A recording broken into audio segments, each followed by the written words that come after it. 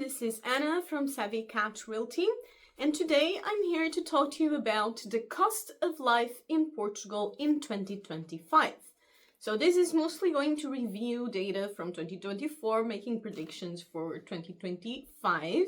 Between 2023 and 2024, honestly, things are a lot better, as there was a lot of inflation in 2023 and that's not the case in 2024. But I'm going to go into more detail into that in a bit. So for those of you who don't know, Savvy Cat Realty is a relocation and investment agency that helps expats relocate to Portugal. We work from a lifestyle perspective and are a team of locals. Our goal is to help both the expats and the locals by giving as much information as possible to buyers in order for them to make good purchases that don't inflate the local prices. And we also work from a lifestyle perspective in a sense that you don't have to know the exact location where you want to go. Just tell us the lifestyle you want to have and what are the things that are important to you. And we as locals will help you figure out the best location for you to be. So if this makes sense for you, do check our services in www.savvycatrealty.com. We work with both rentals and purchases. And like I said, offer a variety of services in all of continental Portugal. So, going into today's topic, the cost of life in Portugal in 2025. So, Portugal is consensually considered one of the cheapest countries to live in the European Union. I would say that in the Occidental, so on the Atlantic half of the European Union, it's definitely the cheapest, although Spain and Greece are probably a close second. And then, of course, on the Russian side of Europe, there are a lot of more affordable countries where, however, there are probably a lot more security concerns. So Portugal keeps being a very popular country for relocation within the European Union, as it does give you access to it, and it offers very, very affordable cost of life for the quality and of life and infrastructure and landscapes and climate and everything else. So, like I was mentioning before, in 2023 there was a lot more inflation there was in 2024. Let's say about half. So in 2023, there was big inflation. It was very noticeable on product costs, especially on supermarkets and daily costs of life. However, in 2024, the inflation was about half of what it was in 2023, so about 2.5%. And on top of that, our GPD, our internal product, had a great growth during this year, being the third highest in Europe, and showing a steady growth throughout the 4 quarters of the year. So overall, those are all very positive indicators of the Portuguese economy. And on top of that, you also have the fact that the Portuguese minimum wage has been steadily rising since about 2020, and it's currently at about 870 euros.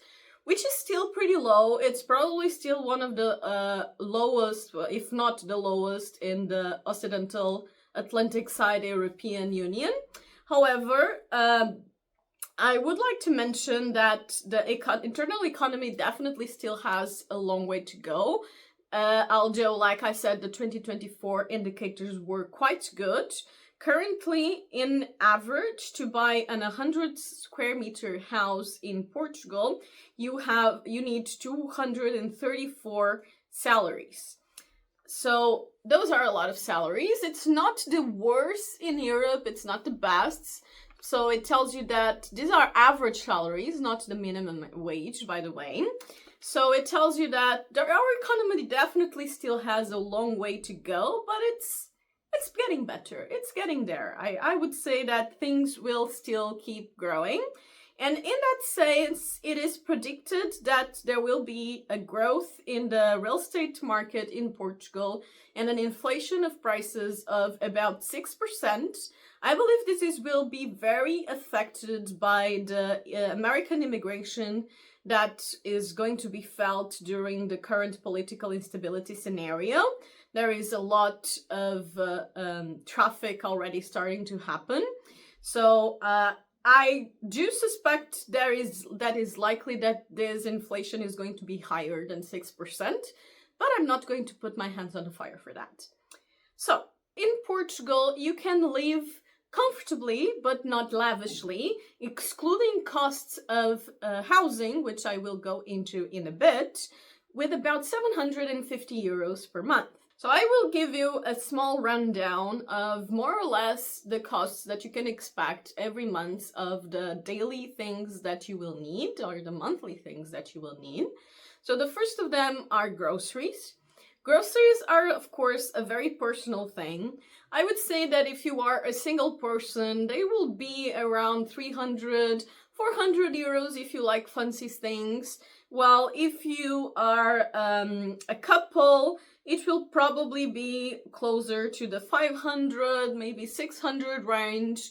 Although, like I said, it will depend a lot on how the quality and the amount of food that you make at home. Prices can vary quite a bit, but overall, prices of groceries in Portugal are quite affordable. And you can see a rundown here from Numbeo, where there is a lot of data gathered in this kind of things. And honestly, most of it is pretty accurate. You can see here that the costs of the most of the daily things and daily groceries in Portugal are extremely affordable. So you truly can live fairly comfortable with 300 euros per month in groceries as a single adult. Then when it comes to restaurants, it of course depends a lot.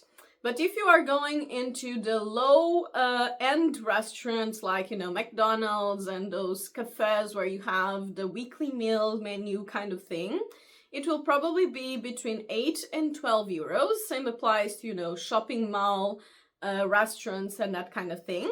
Then if you go to more of an average medium range restaurant, it will probably be between 20 and 30 euros per person. And this will, of course, depend a lot on whether or not you order wine and so on. But even with wine, it can still be within these values. And then, of course, you have the high-end restaurants where it's more likely that you will be spending between 30 and 60 euros per person, depending on the restaurant and so on. I would say that the medium-range restaurants are very good and tend to be my preference. I do go to high-end restaurants every now and again, but I don't feel like it rarely justifies the difference in costs. Like, it's nice for a treat every now and again, but it's not good enough for me to actively seek it. I hope that makes sense. So the next thing would be healthcare. Healthcare is, of course, a very important factor.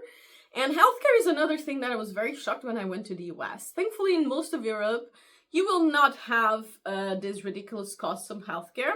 So in Portugal, for a single person, you will find insurances, health insurances that start from 30 euros and go up to, let's say, maximum 200 euros per month. This depends, of course, on age, risk, and so on and so forth. The ones that are lower end, of course, tend to have lower coverages. There is also something called the health plans. Beware of those, as those are basically just discounts and don't cover surgeries and interventions and more complex situations. So I definitely advise getting a health insurance and not a health plan. But the health plans are definitely a lot cheaper. I think there are some that even start at like 5 or 10 euros per month. But again, pros and cons, they also cover a lot less. So personally, my insurance, it was actually raised. I was paying about 94 euros per month. And I just got a letter saying it's going to raise for 108 euros, which I'm definitely not happy about. But do keep in mind that my insurance has one of the highest coverages, and it covers up to 100,000 euros in expenses and so on, which in Portugal is a lot, okay? So I've actually had two major surgeries in my life, and one of them was quoted at 11,500 euros, and the other one was quoted at about 8,000 euros. And for both of them, I only paid a co-payment of 250 euros. So I'm very happy about paying my insurance, even though it is a bit more expensive, as I do have previous health issues. I prefer to have the peace of mind knowing that I don't have to worry about those kinds of things. So the next thing would be gym and sports memberships. Gyms vary a lot. There are also more higher end ones and lower end ones. I would say a more average economic one will start at about 20 euros per month. And a higher end one will be between 60 and 70 euros per month. Then when it comes to transports, it also depends on the type of transports that you use. If you stick to public transports, honestly, the cities with the best public transports are Lisbon and Porto. And Lisbon has a much better network than Porto, although the Porto one is not so bad either. So in Porto, the pass, so that gives you access to just ride freely on the subway and buses and public transports within the city, starts at 30 euros, while in Lisbon it starts at 40. And while if you are mostly using a car and so on, do keep in mind that diesel and gasoline are actually pretty expensive in Portugal. I don't know how much they are right now. I think they are like 170 and 190 euros per liter. And I would consider that you probably will spend about 150 euros in your car per month at least if you are using private transport. When it comes to utilities, it also depends drastically on the energy certification of your house. So energy certification goes from E to A being the best and E being the worst. And the amount of energy and especially electrical consumption that your house will do will depend very drastically on this. So if you have like a D house, which is quite common because honestly isolations in Portugal are terrible, in the winter, it's very common to get like 200 euros, 300 euros electrical bills. While if you have an A-rated house, it's very easy to only spend like 30, 40 euros per month in electricity. So it's obviously a significant difference. You cannot control this as a tenant. Of course, you can look for it, and it's actually mandatory to share the energy certificate when you rent a property, but it's actually not that uncommon that that is not divulged when renting. Well, if you buy, it's very common, of course, also to buy properties with not such a good rating and do some small improvements yourself that make a drastic difference in this rating, like changing windows, applying some insulation to the walls and roof and so on. This can make a very drastic difference in this rating. Overall, I'd also mention that generally air conditioning is a lot more energy efficient, so it spends a lot less than the typical heating that is used in Portuguese houses. The next thing would be telecommunications, and usually here in Portugal you need to get a TV, internet and phone package.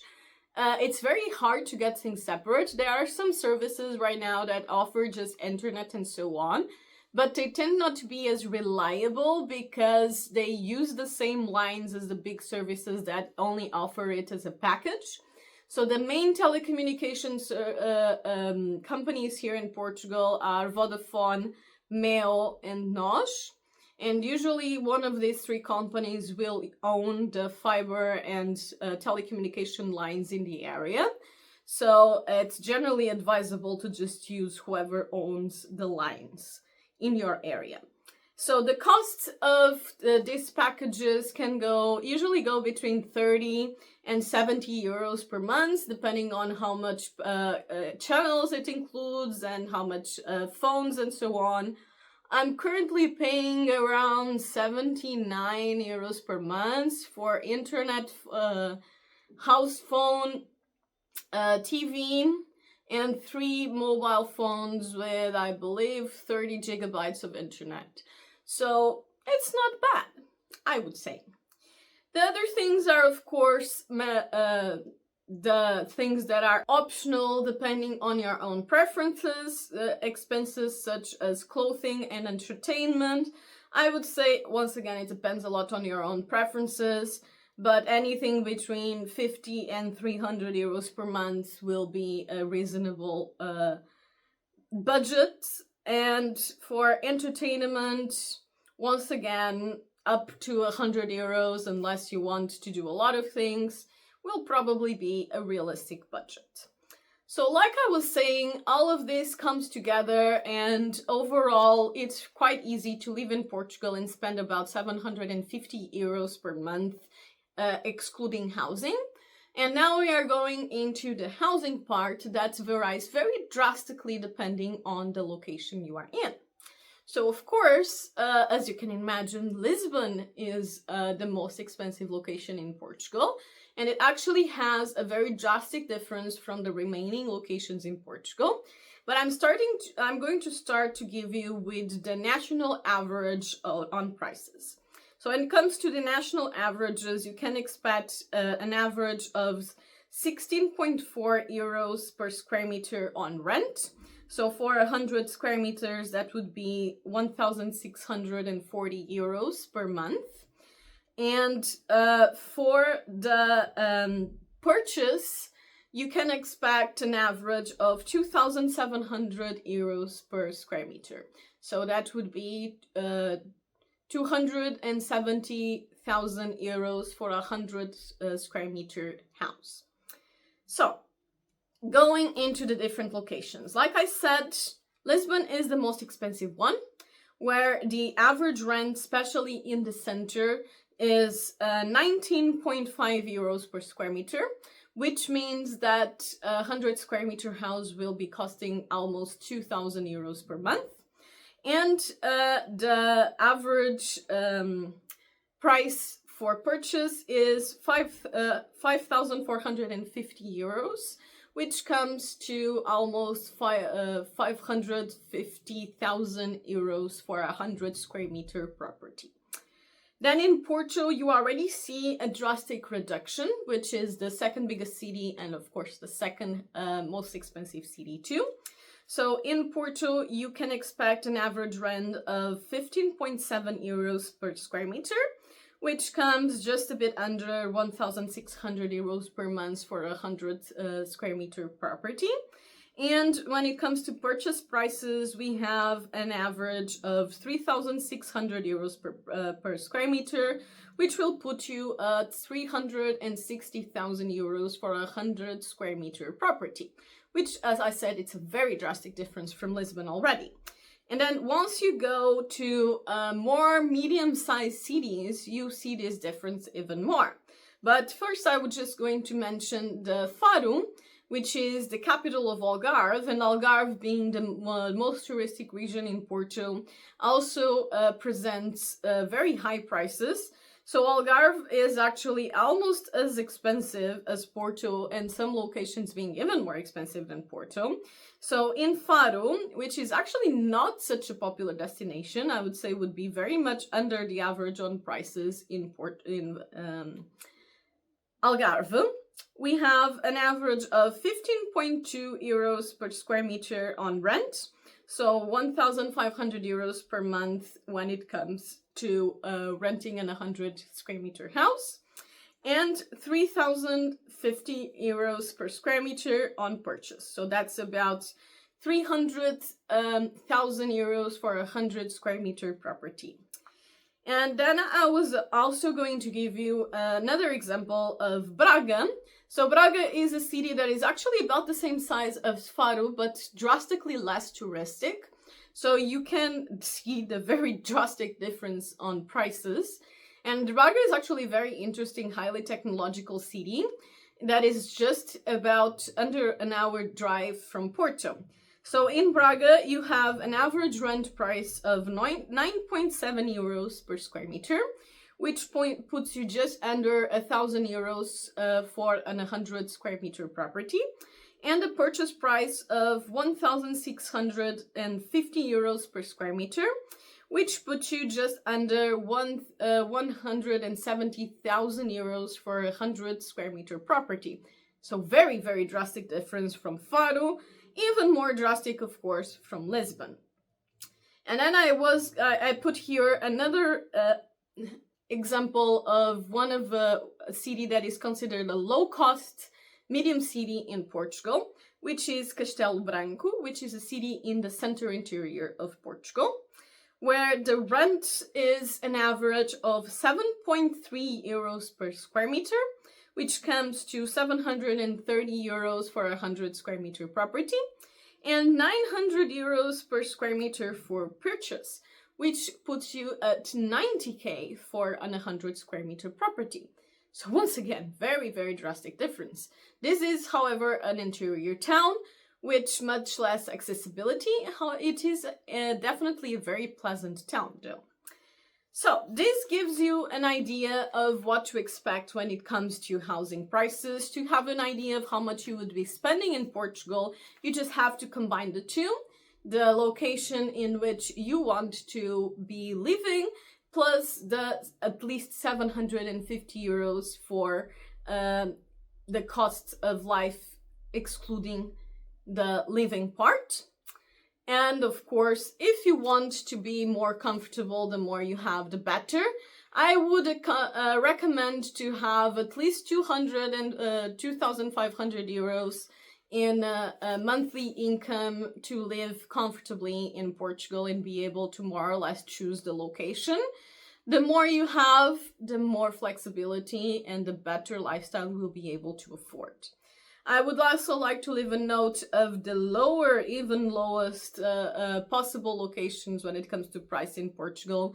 Go as low as 3 euros per square meter on rent, which comes to 300 euros for a 100 square meter, and as low as 700 euros per square meter on purchase, which comes down to 70,000 euros for an 100 square meter property. These are generally, villas and very interior locations with bad accesses and not as developed locations, of course. But I just wanted to leave you an idea of the drastic variation in prices. So, I think I covered everything that is relevant for the cost of living in 2024. All of this data was referenced from the end of 2024, so giving you an estimate to 2025. Like I said, I don't believe that there is going to be a significant change in costs in 2025. There's definitely likely to have an increase in price on the real estate market. There is very much an increase in demand on renting that was felt in the last quarter of 2024. And like I said, the likely wave of immigration from the US is it's likely going to affect all of this. And the bigger it is, the more likely it is for prices to rise. So I hope this was helpful. We are here every week. Do subscribe if you find this information useful. We share every week. We share information that is useful for people either living or looking to move to Portugal. And you can also check our website, www.savvycatrealty.com, where you have our blog with even more useful information and all of the information about our services. And even you can contact us directly at contact@savvycatrealty.com if you have any queries. So I hope to see you around, and I hope you all have a wonderful week.